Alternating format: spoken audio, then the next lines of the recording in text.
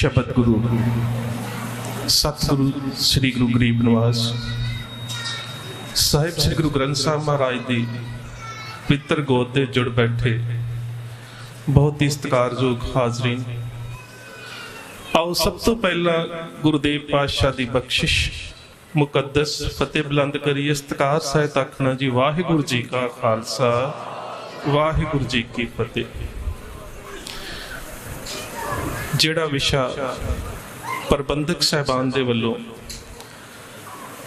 आप जी दे नाल साझा करन नूं दिता गया सी, चौथे पातशाह तक तुहाडे नाल सांझ पाउण दा यतन कीता सी। दरअसल इतिहास इवें दा विशा हुंदा है, इवें दा सबजैक्ट हुंदा है कि इहदे विच वापरे हुए वरतारियां नूं बहुत ही ध्यान दे नाल और बड़ी सूखमता दे नाल अध्ययन करना पैंदा है और इहदे वास्ते बहुत जरूरी हुंदा है कि असीं हाजिर जरूर होइए। क्योंकि अक्सर जदों असीं व्याख्यान शुरू करते हैं ना, असीं कह ते दिंदे हां कि असीं गुरु दी हजूरी दे विच सारे बैठे हाँ, पर कई बारी हजूरी दे विच बैठे हुन्ने आ मन हाजिर नहीं हुंदा। तां इह भी हो सकदा है कि कोई वीर लंगर दे विच सेवा कर रहा होवे, वो इत्थे हजूरी च ना होवे, पर जिथे सुन रहा है उहदा मन हाजिर हो। सो हाजरी ते हजूरी नूं समझना बहुत जरूरी है। एक छोटा जिहा प्रमाण इतिहास दे विचों कलगीधर पातशाह साहब श्री गुरु गोबिंद सिंह महाराज दे समय दा दे के वार्तालाप नूं अगे शुरू करते हैं। साहिब श्री गुरु गोबिंद सिंह महाराज आनंदपुर साहिब विच ने, संगतां दर्शन दीदार करन वास्ते आउंदियां ने। एक पिंड दे विचों दो भरा घरों सोच के तुरे ने, घोड़े ते सवार होए ने कि आनंदपुर साहब पहुंचना है, पातशाह दे दीदार करने ने। जदों रस्ते दे विच पहुंचे ते की वेखदे ने, एक जगह दे उपर किसी पिंड दे विच कोई मेला लग्या होया है, बड़ा इकट्ठ है। उन्हां समयां दे विच कठपुतलियां दे नाच हुंदे सी ते छोटे भरा दा दिल कीता क्यों ना मेले दे विच रुकिया जावे। वड्डा कहंदा नहीं, मेले दे विच नहीं रुकना, असीं प्रण तर्क करके तुरे सी कि गुरु साहब दे दीदार करन जाना है। इस गल तो दोवां दे विच थोड़े जिहे तफरकात पैदा होए, थोड़ा जिहा विरोधा भाव पैदा होया। एक जिद करके मेले दे विच रुक गया, एक गुरु साहब दे कोल पहुंच गया।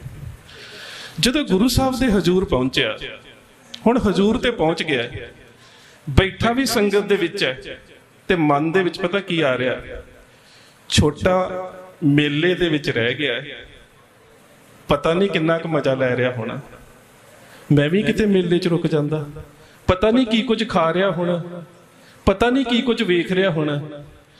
ते जिहड़ा छोटा मेले दे विच है, ਉਹ ਜਦੋਂ कठपुतलियां ਦਾ नाच ਵੇਖਦਾ है ना एक आना दे के, ते ਜਦੋਂ डोर नाल बन्नियां होईयां कठपुतलियां ਨੂੰ ਵੇਖਦਾ है ते ਉਹ नेत्र बंद करके ਕਹਿੰਦਾ है, कलगी वाले पातशाह, जिस तरह ये कठपुतलियां ने, ਅਸੀਂ भी तो तेरे हत्थां ਦੀਆਂ कठपुतलियां ना, साडा भी सारा कंट्रोल, साडा सब कुछ तो तेरे हत्थां दे विच है ना।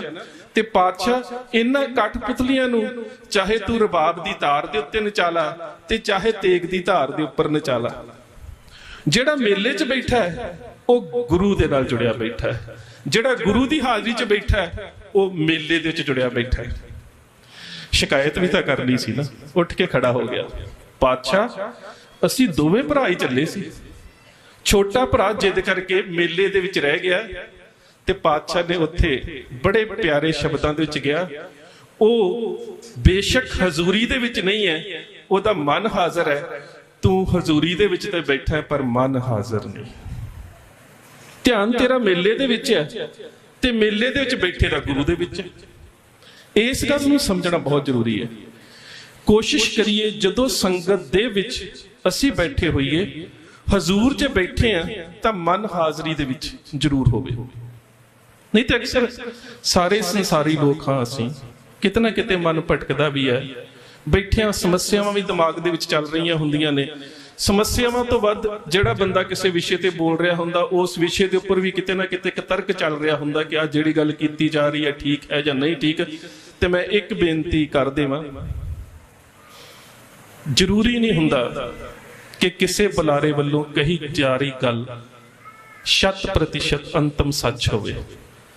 ਸਾਡੀਆਂ ਗੱਲਾਂ ਤਵਾਰੀਖ ਦੇ ਪੰਨਿਆਂ ਚੋਂ, ਇਤਿਹਾਸ ਦੀਆਂ ਲਿਖਤਾਂ ਚੋਂ, ਇਤਿਹਾਸਕ ਸਰੋਤਾਂ ਦੇ ਵਿੱਚੋਂ ਜਾਂ ਸਾਡੇ ਹਿਸਟੋਰੀਕਲ ਆਰਟੀਫੈਕਟਸ ਦੇ ਵਿੱਚੋਂ ਆਉਂਦੀਆਂ ਨੇ, ਪਰ ਅੰਤਮ ਸੱਚ ਗੁਰਬਾਣੀ ਹੈ। ਸੋ ਹਜ਼ੂਰੀ ਜਿਹੜੀ ਹੈ ਤੇ ਹਾਜ਼ਰੀ ਜਿਹੜੀ ਹੈ, ਇਹ ਗੁਰੂ ਨੂੰ ਅਸੀਂ ਹਾਜ਼ਰ ਨਾਜ਼ਰ ਤਾਂ ਹੀ ਕਹਿੰਦੇ ਆ ਕਿ ਉੱਥੇ ਸਾਡਾ ਮਨ ਗੁਰੂ ਦੀ ਹਾਜ਼ਰੀ ਤੇ ਹਜ਼ੂਰੀ ਨੂੰ ਸਮਝ ਸਕੇ।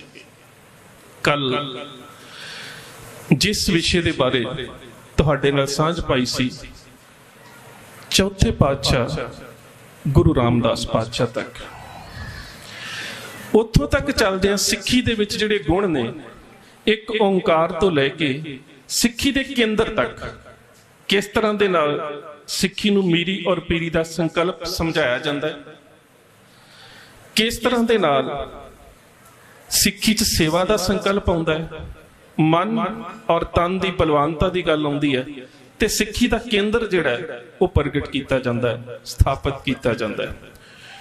ਹੁਣ ਅਸੀਂ ਇਹਨਾਂ ਗੁਣਾਂ ਦਾ ਇੱਕ ਪ੍ਰੈਕਟੀਕਲ ਰੂਪ ਵੇਖਣਾ ਹੈ ਕਿ ਮੀਰੀ ਔਰ ਪੀਰੀ ਇਹਦਾ ਪ੍ਰਗਟ ਰੂਪ ਕੀ ਹੈ।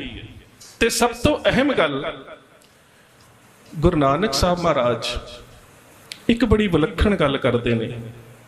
ਕਹਿੰਦੇ ਐ ਸਿੱਖਾ, ਜਿਸ ਮਾਰਗ ਦੇ ਉੱਪਰ ਚੱਲ ਰਿਹਾ ਹੈ ਨਾ, ਇਹ ਖੇਡ ਪ੍ਰੇਮ ਦੀ ਹੈ, ਪ੍ਰੇਮ ਦੀ ਖੇਡ ਹੈ, ਪਰ ਸ਼ਰਤ ਸਿਰ ਦੀ ਵੀ ਹੋ ਸਕਦੀ ਹੈ, ਕਿਉਂਕਿ ਪ੍ਰੇਮ ਦੇ ਵਿੱਚ ਤਾਂ ਫਿਰ ਸਭ ਕੁਝ ਦਿੱਤਾ ਜਾ ਸਕਦਾ ਹੈ। ਜੋ ਤਾਂ ਪ੍ਰੇਮ ਖੇਲਣ ਕਾ ਚਾਓ, ਸਿਰ ਧਰ ਤਲੀ ਗਲੀ ਮੇਰੀ ਆਓ।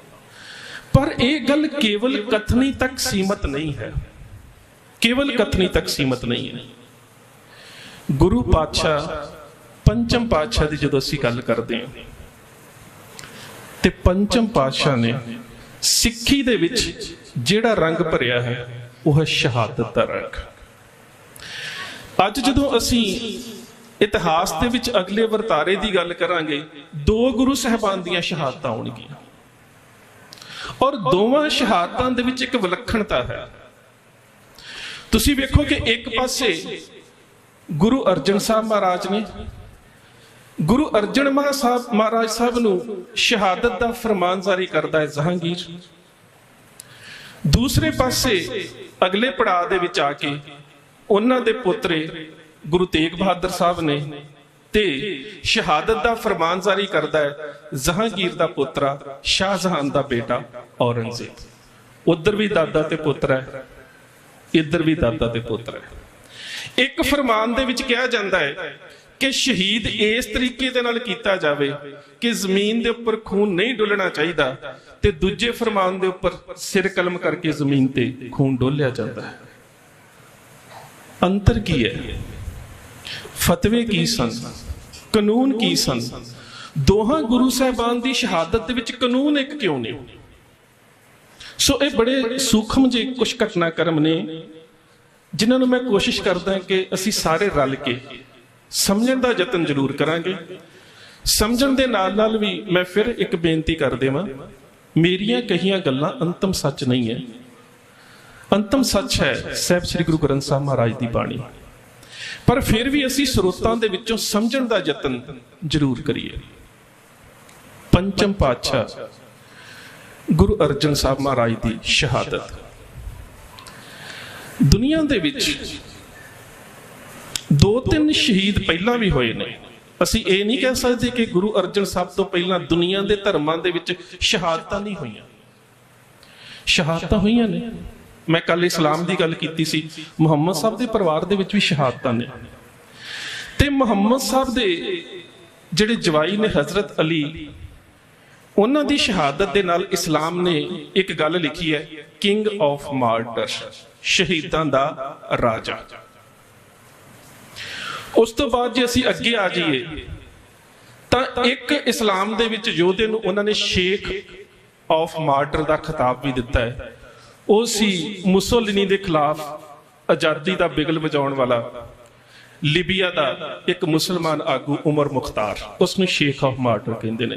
ਵੈਸੇ ਤੁਸੀਂ ਫਾਸਿਜ਼ਮ ਕੀ ਹੁੰਦਾ ਹੈ ਤੇ ਕੌਮਾਂ ਦੇ ਵਾਸਤੇ ਲੜਿਆ ਕਿਵੇਂ ਜਾਂਦਾ ਹੈ, ਇਹ ਫਿਲਮ ਹੈ ਉਮਰ ਮੁਖਤਾਰ, ਉਸ ਨੂੰ ਜ਼ਰੂਰ ਵੇਖਿਓ, YouTube ਦੇ ਉੱਪਰ ਮਿਲ ਜਾਵੇਗੀ ਤੁਹਾਨੂੰ, ਅੰਗਰੇਜ਼ੀ ਦੇ ਵਿੱਚ ਹੈ, ਸ਼ਾਇਦ ਹਿੰਦੀ ਦੇ ਵਿੱਚ ਵੀ ਹੋਵੇ, ਉਸ ਨੂੰ ਜ਼ਰੂਰ ਵੇਖਿਓ ਕਿ ਕਿਸ ਤਰ੍ਹਾਂ ਦੇ ਨਾਲ ਜਿਹੜੀਆਂ ਸਥਾਪਿਤ ਸ਼ਕਤੀਆਂ ਹੁੰਦੀਆਂ ਨੇ ਉਹ ਘੱਟ ਗਿਣਤੀਆਂ ਜਿਹੜੀਆਂ ਖਿੱਤੇ 'ਚ ਹੁੰਦੀਆਂ ਨੇ ਉਹਨਾਂ ਦਾ ਘਾਣ ਕਰਨ ਦੇ ਵਾਸਤੇ ਕਿਹੜੇ ਜਿਹੜੇ ਹੀਲੇ ਨੇ ਉਹ ਵਰਤੇ ਜਾਂਦੇ ਨੇ। ਹੁਣ ਜਦੋਂ ਅਸੀਂ ਗੁਰੂ ਅਰਜਨ ਸਾਹਿਬ ਦੀ ਗੱਲ ਕਰਦੇ ਹਾਂ ਤੇ ਇੱਕ ਵਿਲੱਖਣਤਾ ਹੋਰ ਸਾਹਮਣੇ ਆ ਜਾਂਦੀ ਹੈ, ਸ਼ਹੀਦ ਸ਼ਹਾਦਤਾਂ ਤੇ ਇਹ ਵਰਤਾਰੇ ਪਹਿਲਾਂ ਵੀ ਵਾਪਰੇ ਨੇ, ਪਰ ਮਹਿਜ਼ ਦੁਨੀਆ ਦੇ ਵਿੱਚ ਇੱਕ ਸ਼ਹੀਦ ਐਸੇ ਨੇ ਜਿਨ੍ਹਾਂ ਨੂੰ ਅਸੀਂ ਕਹਿੰਦੇ ਸ਼ਹੀਦਾਂ ਦੇ ਸਿਰਤਾਜ। ਰਾਜਾ ਤਾਂ ਹੋ ਸਕਦਾ ਹੈ ਜੇਕਰ ਤਾਜ ਹੋਵੇ, ਤੇ ਸ਼ਹੀਦਾਂ ਦੇ ਸਿਰ ਦਾ ਤਾਜ ਹੀ ਜਦੋਂ ਕਿਸੇ ਨੂੰ ਕਹਿ ਦਿੱਤਾ, ਇਹਦੇ ਤੋਂ ਮਤਲਬ ਹੈ ਕਿ ਇਸ ਤੋਂ ਪਹਿਲਾਂ ਇਸ ਤਰ੍ਹਾਂ ਦੀ ਸ਼ਹਾਦਤ ਨਹੀਂ ਹੋਈ। ਦੂਸਰੀ ਸ਼ਹਾਦਤ ਆ ਜਾਂਦੀ ਹੈ ਗੁਰੂ ਤੇਗ ਬਹਾਦਰ ਸਾਹਿਬ ਦੀ, ਤੇ ਉਹਨਾਂ ਦੇ ਬਾਰੇ ਵੀ ਸ਼ਬਦ ਆ ਜਾਂਦਾ ਸਾਡੇ ਇਤਿਹਾਸਕ ਸਰੋਤਾਂ ਦੇ ਵਿੱਚ, ਤੇਗ ਬਹਾਦਰ ਸੀ ਕਿਰਿਆ ਕਰੀ ਨਾ ਕਿਨਹੂ ਆਨ, ਕਿ ਸ਼ਹਾਦਤ ਗੁਰੂ ਤੇਗ ਬਹਾਦਰ ਸਾਹਿਬ ਵਰਗੀ ਵੀ ਦੁਨੀਆ ਦੇ ਧਰਮਾਂ ਦੇ ਇਤਿਹਾਸ ਦੇ ਵਿੱਚ ਨਹੀਂ ਹੋਈ। ਸੋ ਇਹਨਾਂ ਦੋਵਾਂ ਸ਼ਹਾਦਤਾਂ ਦੇ ਸੰਕਲਪ ਕਾਰਨ, ਔਰ ਸਭ ਤੋਂ ਵੱਡੀ ਗੱਲ ਕਿ ਇਤਿਹਾਸਕ ਪ੍ਰਪੇਖ ਦੇ ਵਿੱਚ ਇਹਨਾਂ ਦੇ ਪ੍ਰਭਾਵ, ਇਹਨਾਂ ਨੂੰ ਸਮਝਣਾ ਬਹੁਤ ਜ਼ਰੂਰੀ ਹੈ। ਸਭ ਤੋਂ ਪਹਿਲਾਂ ਤਾਂ ਭਾਈ ਸਾਹਿਬ ਭਾਈ ਗੁਰਦਾਸ ਇੱਕ ਬੜੀ ਪਿਆਰੀ ਗੱਲ ਕਰਦੇ ਨੇ, ਕਹਿੰਦੇ ਨੇ ਕਿ ਸ਼ਹਾਦਤ ਦਾ ਸਿੱਖੀ ਦੇ ਵਿੱਚ ਸੰਕਲਪ ਕਿਵੇਂ ਦਾ ਹੈ।